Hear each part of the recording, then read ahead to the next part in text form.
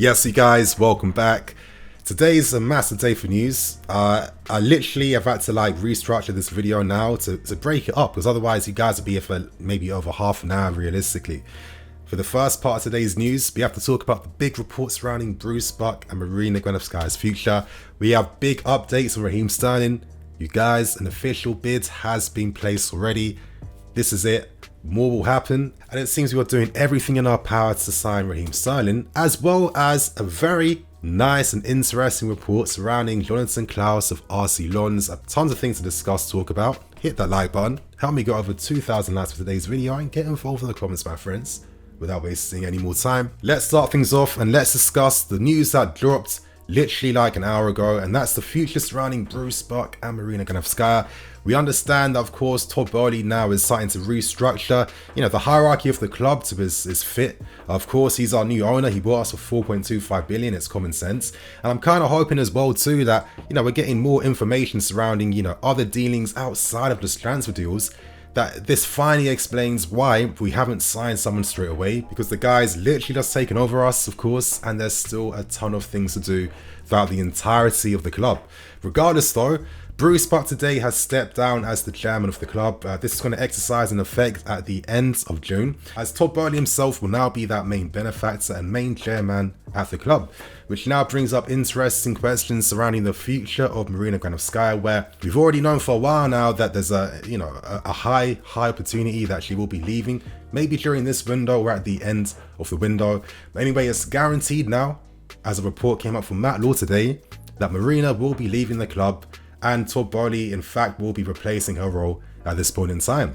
Now, of course, we will eventually get a sporting director in the future. We have seen some reports surrounding Atletico Madrid's director in Andrea Berta, and at the same time, we don't know what the plans are currently for Petr Cech, who for me has been a valuable member of the hierarchy. Of course, after the incredible signing of Mendy and just his overall influence with how he works with structures at the club, I feel like he is someone that could even take on greater responsibilities. And for me, I need to see a footballing presence at the top of this club. No more businessmen, no more people that had links to our previous owner who kind of just got jobs based on previous history. Now we're moving on. Now we have a new owner. It's time to do things better, and it's time we have more footballing influence at the top, which is something that clearly will be happening. For example, we know that Todd Boehly wants to bring in more emphasis now on data analytics. At this point in time, we only have a staff of up to 4 people doing that, whereas Todd Boehly has used up to 30 data analysts, of course, with the LA Dodgers. For example, this is his approach to how he should be doing business in the window. And this is another example of, things we have to be patient for and wait for to finally take effect at the club. Of course, Bruce Buck will now have an advisory role. We are going to need some of the help from the existing board members to help us through this window. And I'd imagine, maybe in my personal opinion, that Marina will do the same thing before eventually moving on. So a lot is happening quite quickly right now. Still though, Bruce Buck, I'm okay with him getting a reduced role at the club. Todd Boehly, it's his club now, his influence, and I trust, based on what he's done in other sports. Listen, sports are sports. And the strategies he used can translate across all of them. So it's not like it's anything too unique. And of course, in the case of Marina, it'd be very interesting to see how Boehly decides to do business. Because I've always felt like sometimes, you have to take certain L's on certain deals, because in the long run, it's going to be better for you. And I just think that maybe there's been a lot of times where maybe Marina's strict way of negotiating, of course, has its benefits, but that can equally bring negatives as well too. The fact that we haven't been able to move on a lot of guys like your backers, Alonso's, Emerson's, so many players over the years, because they've been priced out because of this real strictness to adhere to, getting back all the money for their player costs for the year. Even though the market doesn't see these guys at the same value that we're trying to sell them for, I feel like it's put us in situations where that has ultimately affected what we do in the window. And I think this kind of plays a part behind why we're never able to build off from our success from previous windows, with last season being the key prime example when, more and more reports come out really that Marina and Roman were the ones that really forced the Lukaku move. Of course, this is why I said consistently, I'm not sticking this on Tuchel, because he ain't coming to the board with players. He can only look at what's being brought his way. So, things like that can definitely be avoided. Moves like Saul as well too. I'm looking forward to when Todd Boehly finally introduces strong data analytics to influence how the team is built. because I'd be really curious to see what the data brings and what it shows us and tells us about the quality already here. So how do you guys feel about this? Let's move on to the next story, and let's talk the big update surrounding Raheem Sterling. Now, yesterday I released a video talking about the news that broke. If you want to hear my thoughts and opinions on the player, that has been segmented in that video. It will be attached in the card above. Make sure you watch that to get the full context and picture around my ideas. But anyway, let's just focus on the news. We found out that we made an introductory bid of 25 million plus add-ons for Raheem Sterling, which has been rejected. So we're not signing him for 35 million. In the video yesterday, I was thinking that this doesn't even seem realistic, because why would Man City sell him for so less? It doesn't make sense. We now know from Fabrizio Romano and other reporters that Man City are now hoping to, raise up to a combined fee of around 100 million through the sales of Gabriel Jesus and Raheem Sterling. So if we can maybe potentially sign Sterling for less than like the 60 to 50 mil that Man City want, maybe it could be like a reduced fee, or maybe it's just like a better way to pay for the deal over time, then it seems like a deal will be happening. The fact that a bid has been made tells you that Raheem Sterling now is a proper serious target that we were really grafting for to sign. Now, we already know from Matt Law and other reporters that Raheem Sterling is already signing out what it's like, of course, being at Chelsea, what it's like working with the manager, all those personal questions you want to know when you're, basically getting a feel on whether you are going to take the plunge to sign and move away and come to us. So, I mean, it's kind of common sense. Sterling has a lot of international teammate friends at this club already, similar style of football, and of course, the ability to come back to, his hometown in London as well too. There's a lot of things in his favour that would push through a move and of course allow us to sign the player. I guess now we have to wait for the future surrounding Ziyech, Werner and Pulisic, because we need to sell Man to move them on. But it does seem that with Lukaku now going, Sterling will be the first attacking signing potentially to replace the outgoing Lukaku. Very interesting to see. As I'm saying, check out yesterday's video for my full thoughts and opinions behind this move. But now we have to move on to another big report, and let's talk about a very interesting report surrounding a player that has been in the Ligue 1 team of the season now consecutively for 2 seasons. He has an incredible story there.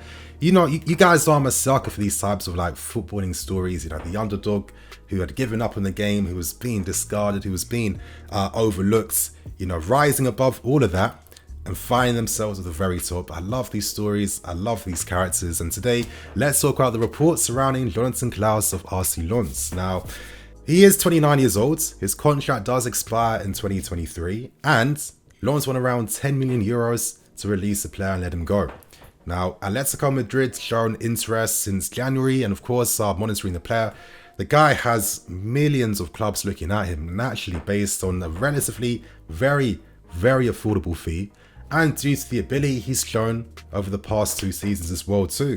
He is a right wing back, he has done bits, he has made his debut for the French national team, as you guys have seen in the clip. I mean, just look at the reaction, the emotion from the player, man. He's probably lucky that his teammates drowned him in water, because it's hiding the tears, the tears of joy. But I always love these stories, because a lot of people that try to get into football, it really is so cutthroat, it really is so difficult. You can be dismissed for things outside of your actual footballing ability, like Jonathan CLAUSS was when he was 17 years old, for being too weak and being too small. I do feel like maybe with football there's too much emphasis and focus on the short term and the immediate, and there's not enough done to understand and harness the potential that a player can have.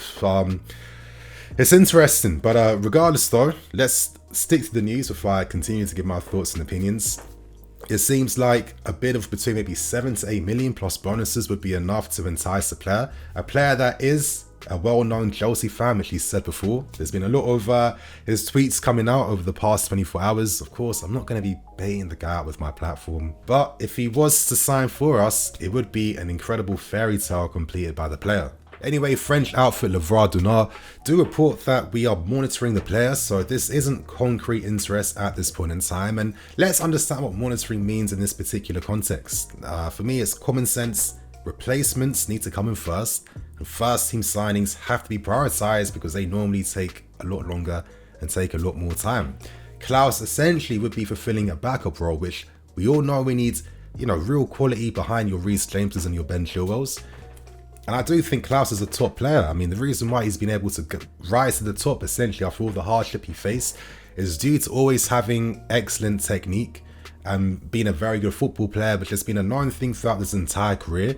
And now that his body is there to match him, now that he's been given the right opportunities to show what he can do, I feel like talent like this naturally finds themselves back in the levels that they should be playing at. But at the same time, you know, because he's a squad player, it just means that he isn't as important right now. And CLAUSS has had interest for God knows how long, because he's made it very well known for a long time now that he won't be signing a contract extension with RC Lens. So it's clear that the player isn't in any rush at this point in time to determine his future. Right now, it makes more sense to assess every offer coming your way first. And me personally, I do feel like there could be a logic in looking at the player after we assess what we have during pre-season. I mean, I'm sorry, for me, when I see what guys like Jeff have done, for example, and the fact that Conor Gallagher has got back in the team, you know, I'll be brutally real. I mean, there's a reason why you guys have never heard me talk about your Jalabers, your Broyers, your Gallaghers, Gilmores, etc., because I didn't personally know that maybe they would be here or be able to like really do bits at this level. So this is why I always like to keep an open mind forever, because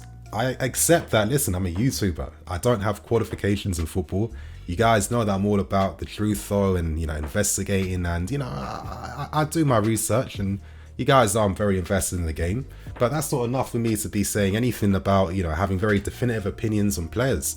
I just think that due to the difficulties of what this window will bring, the fact that outside of the transfer window, Todd Boehly is restructuring things at the club. A lot is happening. A lot of players have to be sold. There's a lot to get done in a short amount of time. And if we didn't have those sanctions at the start, we would be in a much better situation now, because futures would be decided already. So we have to see what happens. But I just think because it's a squad player and it's not as important right now, let's assess and have as many very good squad players as possible, which I think CLAUSS is definitely part of that list. But I just think based on, you know, so many examples of experienced players that haven't been able to do bits at the club. I'm looking at Soul as a prime example. Someone that even when fully fit wasn't contributing to our season. But we were seeing guys like Kov having to rush back to the team, get injuries, and then be out again. You know, these are the situations I'm trying to avoid. And I think there is some common sense in assessing your, you know, your Gilmores, assessing your Ampadus, who for God's sake has had a strong season at Venezia last season, assessing your Sterlings purely based on the fact that, you know, Thomas Tuchel liked what he did last pre-season. He had like a fitness loan at Blackpool after being out for so long. I think he could come back with new energy this pre-season, and pre-season is there to be assessed. But regardless, you know, CLAUSS, guy is very good, very direct, very good in the final thirds. I like his efficiency there. He does have very good goal threat, and the guy is literally an assist magnet. I mean, the fact that he's twice been in the league and team in the season of all over 2 seasons means that this is a guy that for me definitely is good enough to play at our level.